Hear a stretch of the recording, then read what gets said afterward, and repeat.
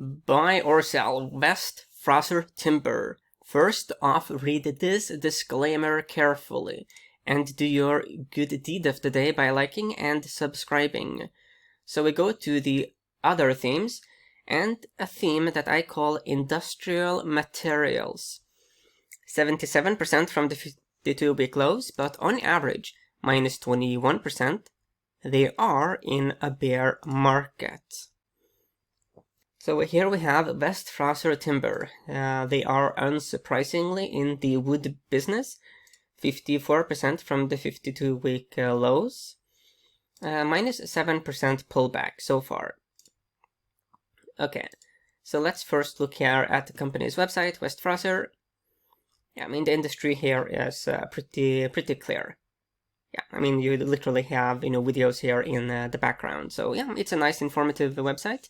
I like those that use videos as explainers, and this one is pretty informative, showing different aspects of the business, the different parts of the value chain.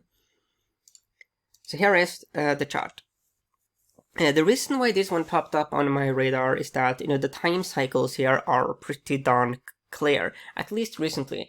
Here it's a bit more messy, but here, I mean, nice rise, decline, rise, decline, rise.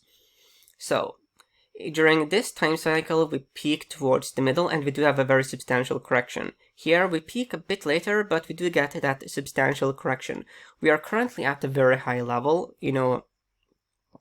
so the thing is that you could make a pretty strong case, that there could be a more significant declining phase around the corner.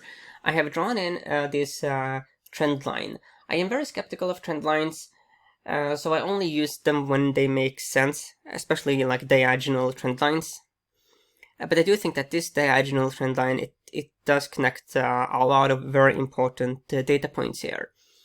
That one suggests that, we could be now forming a very key high as a part of this major time cycle. And this declining phase extends all the way here into late 2023. Yeah, looking here at the daily data points. It's still, it's looking strong. We are finding some support here at, the 20-day moving average.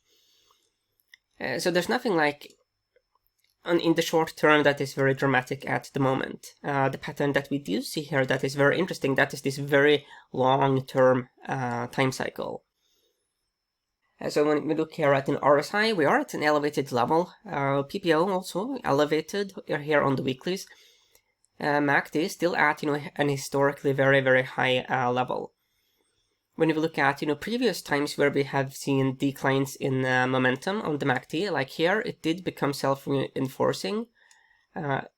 Here, we did eventually see that self-reinforcing effect that resulted in significant changes in price action, and to the downside, that is. So yeah, it's interesting from a more bearish perspective, looking at the daily data points. Yeah, so accumulation is still holding up reasonably well, but that is, not a huge shock given that we are so close to the highs, and we don't have any clear breakdown yet in trend. Yeah, so this one it's one of those cases where we don't have any clear short-term pattern, but the long-term pattern here in the form of the time cycle, it is very clean, and it could potentially be very interesting from a risk-reward perspective, from a more bearish take, or I guess bearish perspective. Looking at seasonality over the last 5 years, then it gets even more interesting, because November and December tend to be very strong, but January, February, March are weak.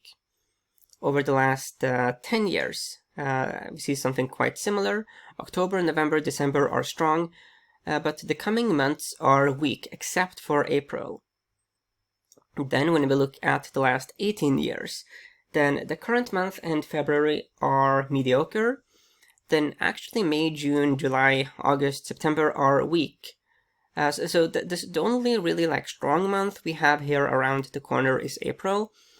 So due to this seasonality and the time cycle, there is the potentiality that the weak seasonality will get this declining phase going, which historically it's been self-reinforcing in the past. So it's interesting here.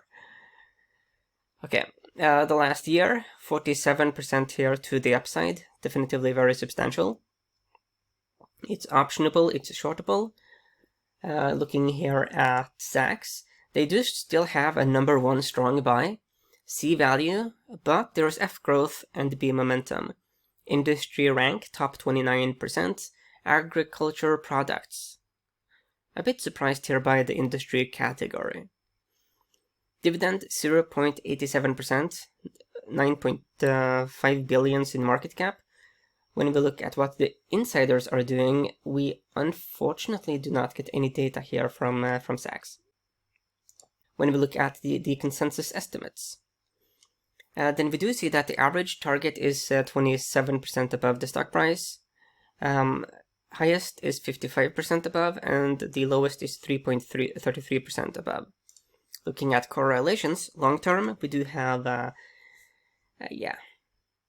let's say 90% with the S&P 500, 95% with the wood ETF, global timber, 73% with the lumber futures, and minus 70% with the dollar index, short term. 73% S&P, 16% global timber, 36% with lumber futures, and 78% positive with the dollar index. Okay, so to sum up my take here, so this is one of those situations where there is a major long-term pattern that is especially interesting, and that is definitively the time cycle. The seasonality, it does corroborate the time cycle, so that is definitively very interesting. But looking more short-term, you still have bullish momentum in the form especially of the moving averages,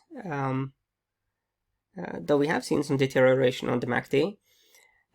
And you do have the fundamental analysts still pushing it to the upside, but I do think that the next big move here will be to the downside.